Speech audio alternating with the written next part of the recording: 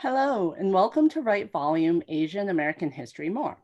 Write Volume's goal is to give diverse voices an outlet for expression, which we have been doing through our anthology series. I'm Janaea, editor of Write Volumes, and in order to celebrate Asian American History Month, we decided to give people an Asian American history present. Here's a quick peek at the impact of Asian writers in the past, present, and future in 3 questions. To help with this, I'm here with Lance Hori, a contributor to Write Volumes Anthologies. Welcome, Lance. Hey, Janaea, thanks for having me. My pleasure. So the first question is, did any Asian writers influence you or your writing? Yes, there are 3 Asian American writers who've made a big impact on me, just at least personally, I'd like to highlight. The first being John Okada, who wrote this book, No No Boy. It is about the Japanese American community after World War II. The war has ended and people are being released. The Japanese Americans, tens of thousands, are being released from incarceration camps along the West Coast. For those who need a little bit of history set up, Japanese Americans were rounded up in these detention camps for the duration of the war after Pearl Harbor, because the US government viewed them as a threat, even though they were never a security threat. They were never established as being any kind of threat. And many of them actually were born in the US and they were American citizens. So the book starts out, the lead character is coming home, but he's coming home from prison because he served time for refusing to sign a loyalty oath, which was a real thing. The US government asked Japanese Americans to sign loyalty oaths for swearing allegiance to the emperor, and they never had any allegiance to the emperor, Japanese emperor, to begin with. This character is sort of a conscientious objector. He refused to sign a loyalty oath and refused to enlist in the army. So he's coming home at this point, at the same time as other Japanese American men are coming home from having served overseas in a decorated unit of the US Army. And so his character is sort of a pariah at this point in time. Okada really gets into something interesting here, and his writing is very powerful, very visceral, and very honest. What he does is he shines a light on this conflict that was within the community at that point in time, where you had one faction that really felt you had to prove yourself to be as American as possible, whether that meant sacrificing your life, sacrificing any vestiges of Japanese heritage or culture in your household, and just be as American and white American as possible. And then there was others, like this character who was the No-No boy. And No-No comes from having signed no twice on this loyalty oath. No, I'm not pledging my loyalty to the US government because you're asking me to forswear allegiance to the Japanese government, which I never had. And you're asking me to fight for the US Army, but at the same time you've incarcerated myself and my family and tens of thousands of others. So so you have a conscientious objectors like him who are saying, wait a minute, you know, we did nothing wrong. The US government is the one that's in the wrong. So Okada really digs into these conflicts between his characters as well as conflicts within his characters. And it was pretty radical because that generation of Japanese Americans just did not talk about this kind of thing openly. Of course, the main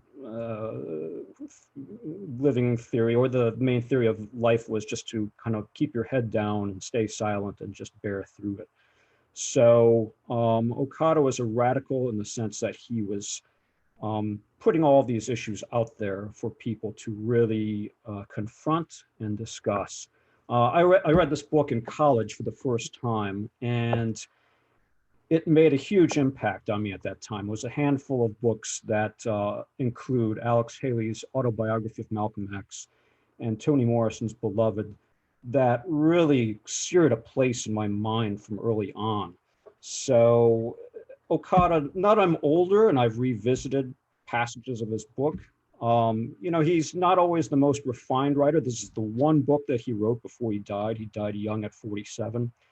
Um, and his writing is sometimes a little inelegant, a little rough, but the overall thrust of it is so honest and so raw that that's why I think it's a landmark. It's just a brutally honest depiction of Japanese American experience at that point in time. I think it can speak to other groups as well.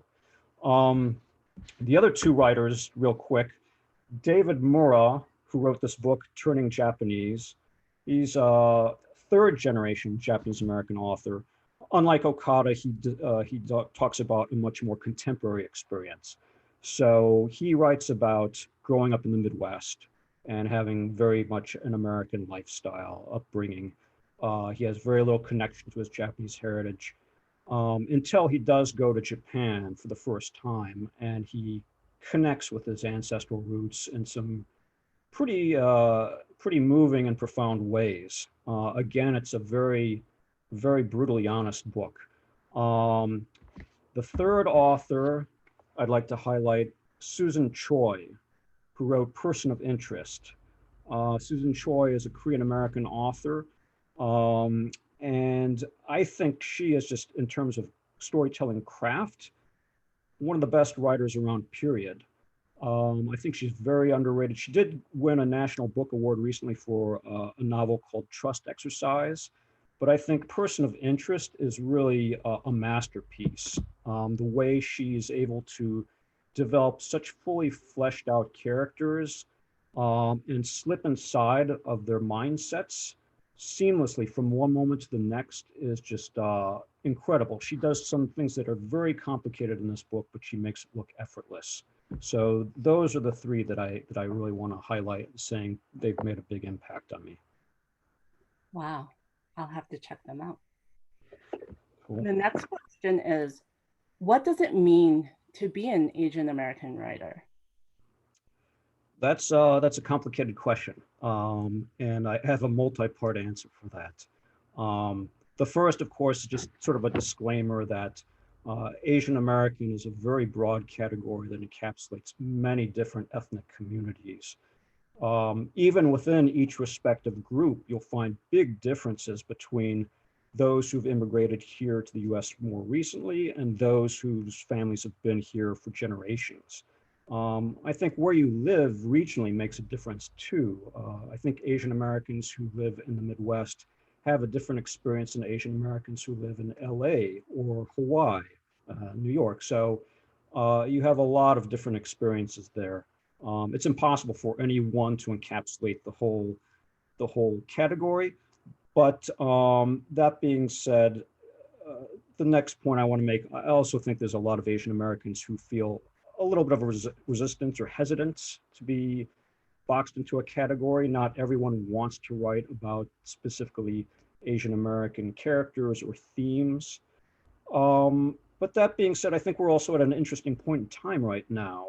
If we've learned anything the past few years, it's that this country is really struggling, still struggling with race and identity issues, and in many times struggling violently with them.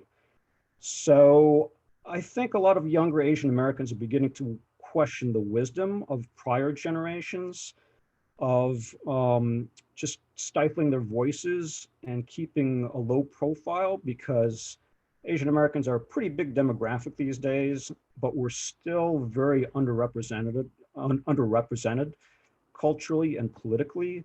And so I think the question is, maybe the old way of doing things is not really the best way. Maybe we need to change and get our voices out there more, share our experiences more, so that it becomes much more normalized and not such a niche category or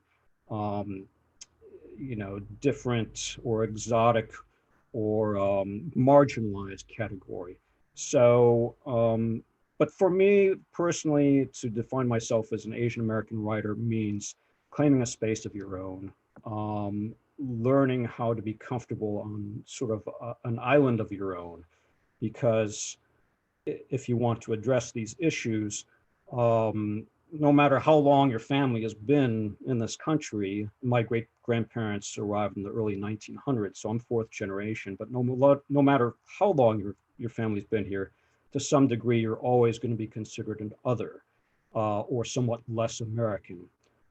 At the same time, you could go and visit the country from which your ancestors came, and you'll find that they think you're too American. You don't really fit in there.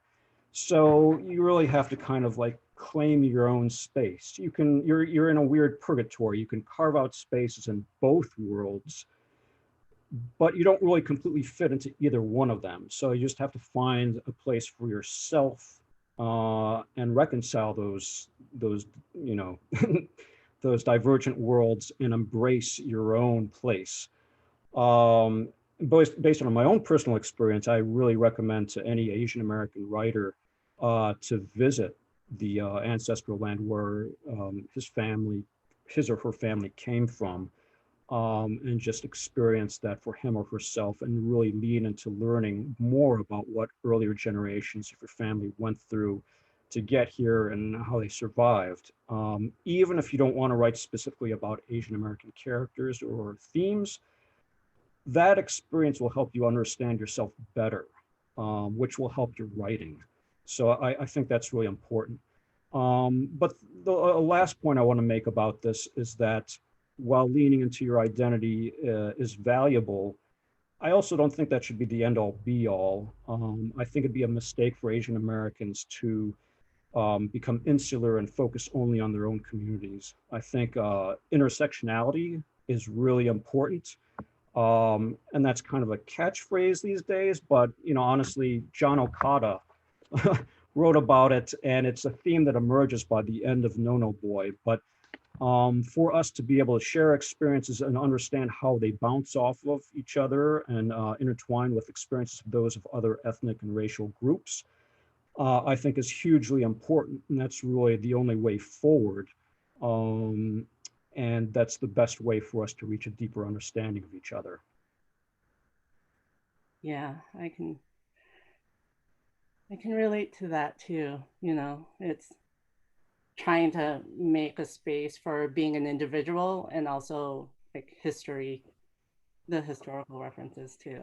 So, It's a lot. yeah.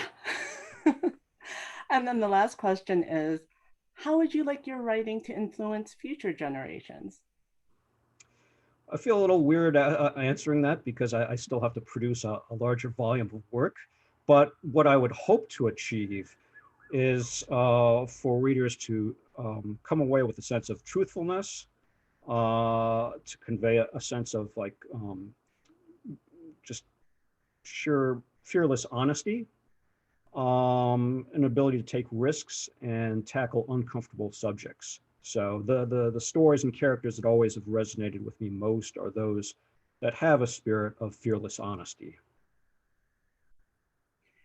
Well, your writing is creative, and the character that you had um, imagined is so nuanced in how it related to the different problems, like a broader look at the issues. And you did it with subtle humor. So um, I can't wait to see what else you create in your Oh, thank future. you. I appreciate that. Well, thank you for sharing, Lance. This has been a Right Volume Asian American History More. We hope you enjoyed this Asian American history present and you will share it with others. And there are more out there if you look. You could check out Lance's writing in the Right Volumes anthologies on sale on Amazon. And feel free to follow Right Volumes on Twitter, Instagram, Facebook, YouTube, or sign up for our email list on our website on www.rightvolumes.com.